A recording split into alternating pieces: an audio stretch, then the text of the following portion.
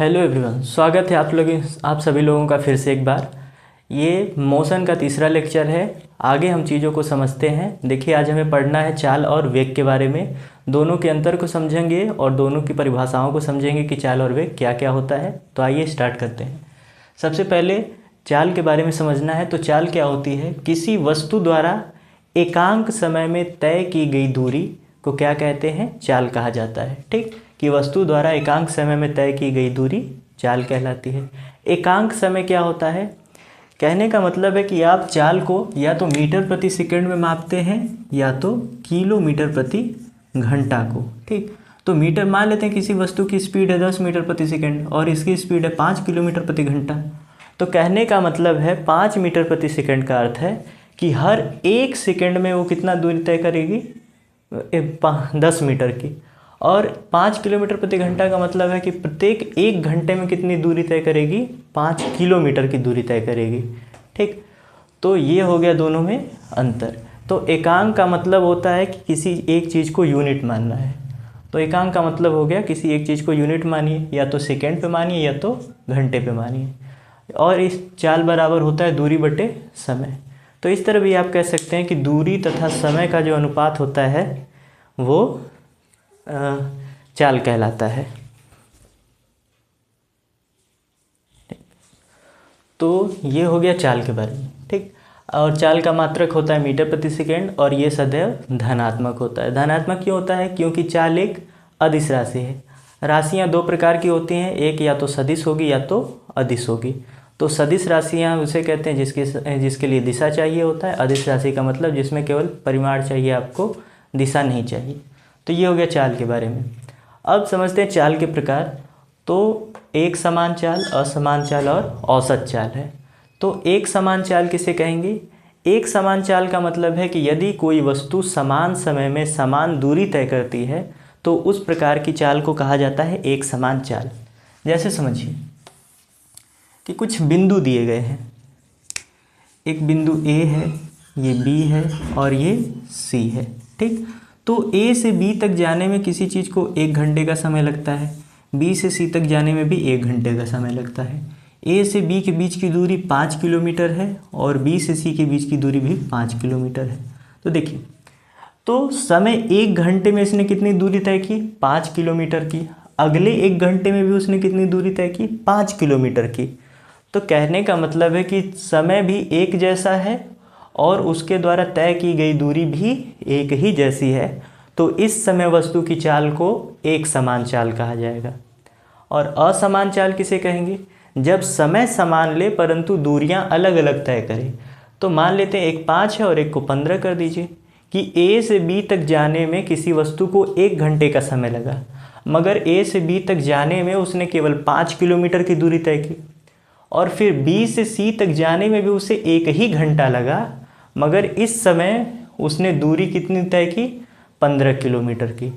तो कहने का मतलब ये है कि समय तो उसने बराबर लिया मगर दूरी अलग अलग तय कर रहा है। तो इस समय उसकी चाल को कहा जाएगा असमान चाल से चल रहा है, अस्थिर चाल से चल रहा है। ठीक, अब उसके बाद आते हैं औसत चाल के बारे में। ठीक, कि औसत चाल किसे कहा जाता है? औसत चाल जब कोई वस्तु अलग अलग दूरियां अलग अलग समय में तय करता है।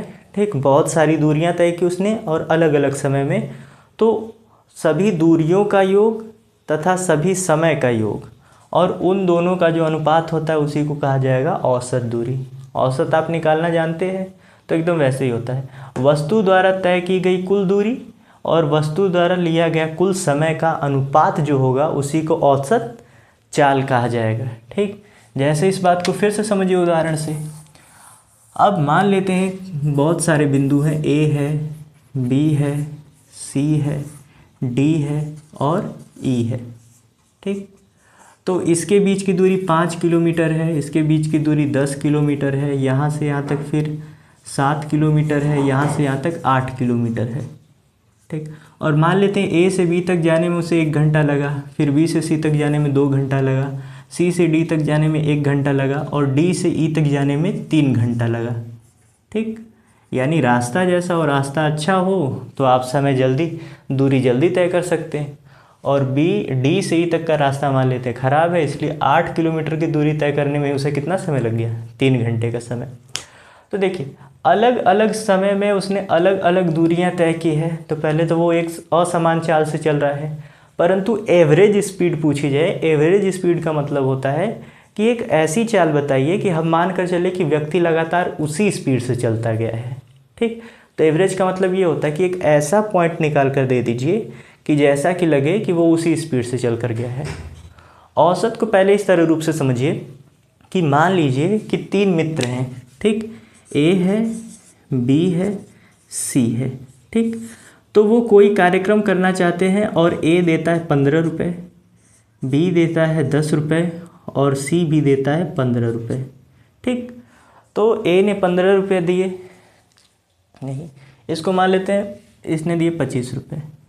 ठीक, अब देखिए, हाँ 25 रुपये हो गए कि ए ने 15 रुपये दिए, बी ने 25 रुपये दिए, सी ने 15 रुपये दिए। ठीक, तो यदि कोई पूछे तो इन तीनों द्वारा मिलकर कितना अमाउंट इकट्ठा किया गया, टोटल धन कितना हो जाएगा, 30 ये हो गया, 30 20 50, 5 55, मान लेते हैं इसके 30 मान लीजिए, गणना आसान रहेगी।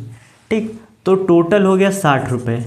टोटल कितने हो गए, 60 रुपये हो गए कि ए ने 15 दिए, बी ने 15 दिए, मगर सी ने कितने, बी ने 30 दिए, सी ने 15 दिए, तो टोटल अमाउंट हो गया 60 रुपये। अगर कोई पूछे औसत सब ने कितना दिया, तो औसत का मतलब होता है एक ऐसी राशि बताइए कि ऐसा लगे कि सब ने उतना ही दिया है।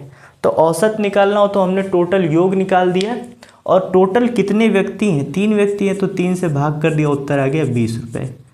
तो अब आप ऐसा कह सकते हैं कि हर व्यक्ति ने 20-20 रुपया यदि लगाया होगा तब जाकर 60 रुपये इकट्ठे हुए। ठीक, तो ये हो गया औसत के बारे में। तो औसत चाल का मतलब है चली गई कुल दूरी बटे लिया गया कुल समय, उसी का अनुपात कहलाएगा औसत चाल। ठीक, तो जैसे इस उदाहरण से समझिए, तो आपको सबसे पहले निकालना है कुल दूरियों का योग। ठीक, D1 D2 D3 Dn तक, मतलब D फॉर डिस्टेंस यानी दूरी। तो टोटल दूरी उसने ए से सी ई तक जाने में कितनी दूरी तय की उसने, तो 10 5 15, 15 7 32, 32 8 40, नहीं 10 5 15, 15 7 22, 22 8 30। ठीक, तो उसके द्वारा तय की गई कुल दूरी कितनी हो गई, 30। ठीक, किलोमीटर। और उसके द्वारा लिया गया कुल समय कितना है, तो 3 घंटा यहाँ, 1 घंटा यहाँ, 4 घंटा, 4 2 6 घंटे, 6 1 7। तो 7 से भाग करेंगे, 7 चौक 28, बचा 2, 7 दूना 14 किलोमीटर प्रति घंटा। तो ऐसा मानकर चला जाएगा कि वह व्यक्ति एक नियत स्पीड से चल रहा है 4.2 किलोमीटर प्रति घंटा। तो ये होता है औसत चाल का मतलब। औसत का मतलब है चली गई कुल दूरियां बटे लिया गया कुल समय। ठीक, अब आगे आता है तात्क्षणिक चाल। ठीक, देखिए तात्क्षणिक चाल को समझिए। तात्क्षणिक चाल का मतलब होता है instant velocity, instant speed. Instant का मतलब होता है उसी समय, जिस समय आप वस्तु को देख रहे हैं, ठीक उस समय उसकी चाल कितनी है उसको कहा जाता है इंस्टेंट वेलोसिटी। और जिस समय आप किसी चीज़ को देख रहे हैं वो गतिमान अवस्था में है, तो एक निश्चित पॉइंट पर ही आप जानना चाहेंगे। तो किसी विशेष समय में या अति सूक्ष्म समय में, ठीक, वस्तु द्वारा तय की गई दूरी उस वस्तु की तात्क्षणिक चाल कहलाती है। कहने का मतलब यदि गोली कोई चलाए तो आपके आँख से तुरंत जाएगी, तो जिस समय वो गोली आपके आँख के सामने थी तो उस समय उसकी स्पीड कितनी थी। तो इसका मतलब है कि अति सूक्ष्म छोटे समय के लिए जानना है आपको कि जिस समय आप देख रहे हैं उसी समय किसी चीज़ की स्पीड कितनी है, तो उस स्पीड को कहा जाता है तात्क्षणिक चाल, इंस्टेंट स्पीड। ठीक, इसकी परिभाषा क्या है कि अति सूक्ष्म समय या किसी विशेष समय में वस्तु द्वारा तय की गई कुल दूरी उसकी तात्क्षणिक चाल कहलाती है। ठीक, तात्क्षणिक चाल U से चाल को प्रदर्शित किया गया है। Delta S by delta T. आप जब भी अब आगे फिजिक्स पढ़ेंगे तो वहाँ पर ये त्रिभुज जैसा चिन्ह मिलेगा जिसको हम डेल्टा पढ़ेंगे। ठीक, और डेल्टा का मतलब होता है कोई भी चीज़ यदि बहुत कम मात्रा में ली गई है तो उसे हम डेल्टा कहेंगे। जैसे दूरी है 1 मीटर की दूरी बहुत अधिक है, यदि कहा जाए 0.001 मीटर, ठीक, तो बहुत छोटी होगी। ठीक, तो जब छोटी चीज़ को लिया जाएगा, दूरी हो या समय हो, तो उसको इसके लिए हम डेल्टा शब्द का प्रयोग करेंगे। डेल्टा का मतलब होता है अति सूक्ष्म, बहुत ही कम। ठीक, तो u बराबर हो गया delta S by delta T. और नोट पॉइंट वाली क्या चीज़ है, इसमें कहा गया है कि जो आपके बाइक में स्पीडोमीटर या ओडोमीटर लगा होता है, स्पीडोमीटर ओडोमीटर क्या करता है, आपकी गाड़ी में स्पीड बताता है, स्पीडोमीटर ओडोमीटर डिस्टेंस बताता है। तो उस समय वो जो आपकी चाल बता रहा है, वो इंस्टेंट चाल बता रहा है, उसके अंदर क्या बता रहा होता है, तात्क्षणिक चाल को। ठीक, तात्क्षणिक चाल का मतलब उसी समय, जिस समय आपकी बाइक चल रही है उस समय उसकी स्पीड कितनी है, तो आप देखते होंगे 60, 40, 30। ठीक, तो वो उसी समय की बता रहा है। ठीक, तो इसलिए कहा जाएगा इंस्टेंट यानी तात्क्षणिक चाल। तो जैसे चाल हो गया एग्जैक्ट, ऐसा एक किसके लिए होता है, वेग के लिए। बस दोनों में अंतर क्या है कि चाल एक अदिश राशि है और वेग एक सदिश राशि है। तो वेग किसे कहेंगे, वस्तु द्वारा एकांक समय में तय किया गया विस्थापन वेग कहलाता है। जैसे इसमें दूरी था, यहाँ पर दूरी को हटा करके विस्थापन रख दिया जाता है। जैसा कि आप पहले से ही जानते हैं कि दूरी और विस्थापन लंबाई को मापने वाली दो भौतिक राशियाँ हैं। यदि एक दिशा में मापी जाए तो एक दिशा यानी निश्चित दिशा में मापी जाए तो उसे विस्थापन कहेंगे, और किसी भी दिशा में माप दी जाए तो उसे दूरी कहेंगे। तो वेग भी क्या है, एक सदिश राशि है, इसलिए वेग धनात्मक भी हो सकता है और ऋणात्मक भी हो सकता है। तो वेग बराबर है विस्थापन बटे समय, इसका भी मात्रक होता है मीटर प्रति सेकेंड। और नोट करने की क्या बात है, कहा गया कि किसी वस्तु का वेग और चाल दोनों बराबर हो सकते हैं। वेग और चाल दोनों आपस में क्या होंगे, बराबर होंगे। कब, यदि वस्तु एक सरल रेखा में गति कर रहा है। ठीक, देखिए यदि वस्तु ऐसे जा रहा है सरल रेखा में तो उसने दिशा में तो किसी प्रकार का परिवर्तन नहीं किया। ठीक, दिशा में अगर परिवर्तन नहीं हुआ तो उस स्थिति में वेग और विस्थापन और दूरी दोनों क्या होगी, एक जैसी होगी। विस्थापन भी वही होगा, दूरी भी वही होगी, समय भी वही होगा, तो हल करने पर उत्तर भी एक जैसा आएगा। तो इसके कहने का मतलब है यदि कोई वस्तु एक सरल रेखा में गति कर रही हो तो उसके द्वारा तय की गई उसका वेग और चाल दोनों आपस में क्या होंगे, बराबर होंगे, एक जैसे होंगे। ठीक, तो वेग के बारे में हो गया, इसे हम स्मॉल v से प्रदर्शित करते हैं। अब आगे एक समान वेग और असमान वेग। जैसे चाल में आपने देखा था कि समान समय में समान दूरी तय करेगा तो एक समान चाल, उसी तरह यदि कोई वस्तु समान समय में समान विस्थापन तय करे। ठीक, अब यहाँ पर दूरी नहीं है, यहाँ पर विस्थापन है। ठीक, यदि वस्तु समान समय में समान विस्थापन तय करती है तो उसे कहा जाता है एक समान वेग। यदि वस्तु समान समय यानी समय उतना ही ले मगर अलग अलग रूप से विस्थापित हो, यानी पहले 1 घंटे का विस्थापन 10 किलोमीटर है, अगले 1 घंटे का विस्थापन 7 किलोमीटर हो जाए तो विस्थापन अलग अलग हो गया। ठीक, तो इस प्रकार के वेग को कहा जाएगा असमान वेग। आगे है फिर देखिए औसत वेग। औसत वेग जैसे आपने निकाला था, अलग अलग दूरियों को जोड़ा था एक साथ और अलग अलग समय को जोड़ा था एक साथ। दूरी को आपने ऊपर रखा था, समय को नीचे रखा था। तो इसमें हमें दूरी की जगह किसको लेना है, विस्थापन को। ठीक, कि कुल विस्थापन का योग लिखना है आपको कि टोटल डिस्प्लेसमेंट कितना हुआ, विस्थापन कितना हुआ, और उसके द्वारा तय की गई कुल दूरी कितनी हुई, अरे कुल समय कितना लगा। ठीक, जैसे देखिए एक उदाहरण समझ लीजिए कि एक वस्तु है, ए से गया बी तक, बी से गया सी तक, ए बी और सी, इसके बीच की दूरी 5 किलोमीटर है और इसके बीच की दूरी 15 किलोमीटर है। यहाँ तक जाने में उसे 2 घंटा लगा और यहाँ जाने में 1 घंटा लगा। नहीं, इसको मान लेते हैं 1 घंटा और इसको मान लेते हैं 2 घंटा। कोई पूछे कि विस्थापन कितना होगा, तो एक ही दिशा में जा रहा है इसलिए डायरेक्शन सेम है, तो कुल विस्थापन कितना हो जाएगा, 15 ये 5 ये 20 हो गया। कुल समय कितना हो जाएगा, 2 घंटा ये 1 घंटा ये हो गया 3। ठीक, तो 3/20 करेंगे तो 6.66 मीटर प्रति सेकेंड उसकी क्या हो जाएगी, किलोमीटर प्रति घंटा उसकी क्या हो जाएगी स्पीड। अब देखिए, और उसके बाद एक और फार्मूला दिया गया है एवरेज स्पीड का निकालने के लिए। एवरेज स्पीड बराबर होगी u प्लस v रहेगा यहाँ पर ना, यहाँ पर v कर लीजिएगा, u प्लस v/2। तो यहाँ पर u क्या है, v क्या है, 2 क्या है। ये कब लगाया जाता है, ये आप कभी भी लगा सकते हैं, और ये तब लगाया जाता है जब वस्तु की चाल दी गई हो। ठीक, क्या दिया गया हो, चाल दिया गया हो। यदि कह दिया जाए कि कोई वस्तु है, बिंदु ए से चलना प्रारंभ करती है और बिंदु बी तक पहुंचती है।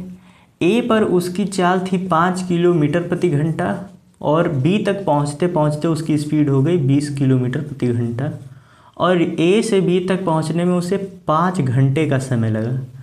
उसे समय लगता है 5 घंटे का, तो उसकी औसत चाल बताइए। तो इसमें u का मतलब है प्रारंभिक चाल। यदि आप नोट्स बना रहे हो तो u की जगह लिख लीजिएगा कि u बराबर है प्रारंभिक चाल, v बराबर है अंतिम चाल। तो प्रारंभिक चाल कितनी है 5, आपने लिख दिया 5। अंतिम चाल कितनी है 20, तो आपने लिख दिया 20, और बटे 2 का मतलब आधा। ठीक, इसमें समय का कोई महत्व नहीं है, समय नहीं रहेगा फिर भी चलेगा। तो 25 का आधा हो गया कितना, 12.5 किलोमीटर प्रति घंटा। घंटा है तो घंटे में। ठीक, इसकी औसत स्पीड कितनी हो जाएगी 12 किलोमीटर प्रति घंटा। मगर ये फार्मूला तब लगाया जाएगा जब वस्तु एक सरल रेखा में गति कर रही हो तब। ठीक, किसी वस्तु का औसत वेग निकालना है तब जब वो एक सरल रेखा में गति कर रही हो, तब आपको क्या करना है कि आपको स्पीड को जोड़ना है और उसका क्या कर देना है, प्रारंभिक गति और अंतिम गति को जोड़कर, गति नहीं वेग को जोड़कर उसका आधा कर देना है। अब तात्क्षणिक वेग को समझिए।